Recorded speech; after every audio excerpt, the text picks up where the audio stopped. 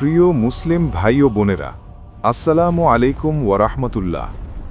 আজ আমরা আলোচনা করব এমন এক বরকতময় রাত নিয়ে, যে রাতকে বলা হয় শবে বরাত, ক্ষমার রাত, নাজাতের রাত, রাহমত ও মাগফিরাতের রাত। এই রাত এমন এক রাত, যে রাতে আল্লাহ তাআলা বান্দাদের দিকে বিশেষভাবে দৃষ্টি দেন, অসংখ্য গুনাহগারকে ক্ষমা করেন এবং পরবর্তী এক বছরের তাকদীরের গুরুত্বপূর্ণ ফয়সালা হয়। কিন্তু প্রশ্ন হল, এই রাতে আমরা কি করব? কোন আমলগুলো সহিহ? আজকের এই ভিডিওতে আমরা কুরআন ও সহিহ হাদিসের আলোকে শবে বরাতে করণীয় আমলগুলো বিস্তারিতভাবে জানব ইনশাআল্লাহ। একটা অনুরোধ, আপনি আমাদের চ্যানেলে নতুন হলে সাবস্ক্রাইব করার অনুরোধ করছি এবং লাইক কমেন্ট শেয়ার করতে ভুলবেন না। শবে বরাত কি? শবে বরাত মানে মুক্তির রাত। আরবি নাম লাইলাতুন নিসফি মিন শাবান, অর্থাৎ শাবান মাসের মধ্যরাত। এই রাতের ফজিলত সম্পর্কে হাদিসে এসেছে, ইয়াত্তালিউল্লাহু ইলা খালকিহি ফি লাইলাতিন নিসফি মিন শাবান ফায়াগফিরু লিজামিই খালকিহি ইল্লা লিমুশরিকিন আও মুশাহিনিন। শাবানের মধ্যরাতে আল্লাহ তার সৃষ্টির দিকে দৃষ্টি দেন এবং সকলকে ক্ষমা করে দেন, তবে দুই শ্রেণী ছাড়া, মুশরিক ও বিদ্বেষ পোষণকারী। শবে বরাতে করণীয় আমলসমূহ: ১. তওবা ও ইস্তিগফার। সবচেয়ে গুরুত্বপূর্ণ আমল হল খাঁটি তওবা। আল্লাহ বলেন, ওয়াতুবু ইলাল্লাহি জামিআন আইয়ুহাল মুমিনুন।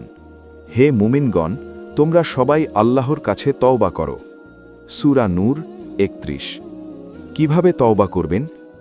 গুনাহ স্বীকার করা, গুনাহের জন্য অনুতপ্ত হওয়া, ভবিষ্যতে না করার দৃঢ় সংকল্প, মানুষের হক নষ্ট হলে তা আদায় করা। পড়বেন, আস্তাগফিরুল্লাহাল্লাযী লা ইলাহা ইল্লা হুয়াল হাইয়ুল কাইয়্যুম ওয়া আতুবু ইলাইহি। ২. নফল সালাত আদায় করা। শবে বরাতে নির্দিষ্ট কোনো সালাত নির্ধারিত নেই, কিন্তু নফল সালাত পড়া অত্যন্ত ফজিলতপূর্ণ। রাসূল সাল্লাল্লাহু আলাইহি ওয়াসাল্লাম বলেছেন, ফরজের পর নফল সালাত আল্লাহর নৈকট্য লাভের অন্যতম মাধ্যম।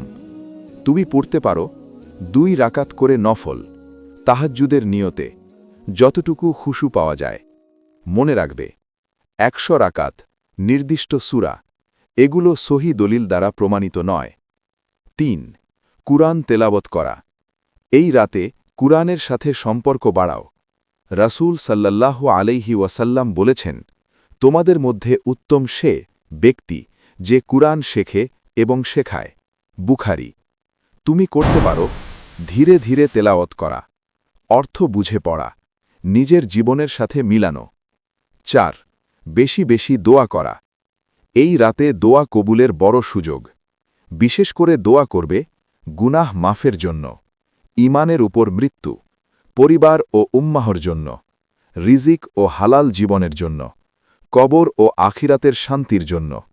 আল্লাহুম্মা ইন্নাকা আফুউন তুহিব্বুল আফওয়া ফাআফু আন্নি। ৫. শিরক ও হিংসা থেকে মুক্ত হওয়া।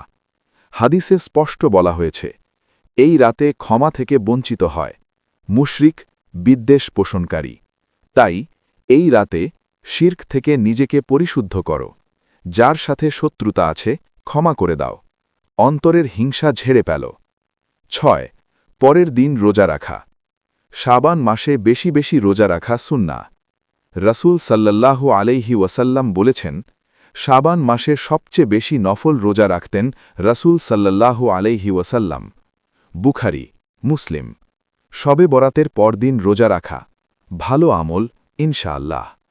প্রিয় দোস্ত, শবে বরাত আমাদের জন্য একটি রিসেট বাটন, জীবনের ভুলগুলো মুছে ফেলার সুযোগ, আল্লাহর দিকে ফিরে আসার সুযোগ। এই রাত যেন শুধু খাবার বা গল্পে না কাটে, বরং কাটে সিজদা, অশ্রু আর দোয়ায়। আল্লাহ যেন আমাদের সবাইকে এই রাতের রাহমত, মাগফিরাত ও নাজাত দান করেন। আমিন।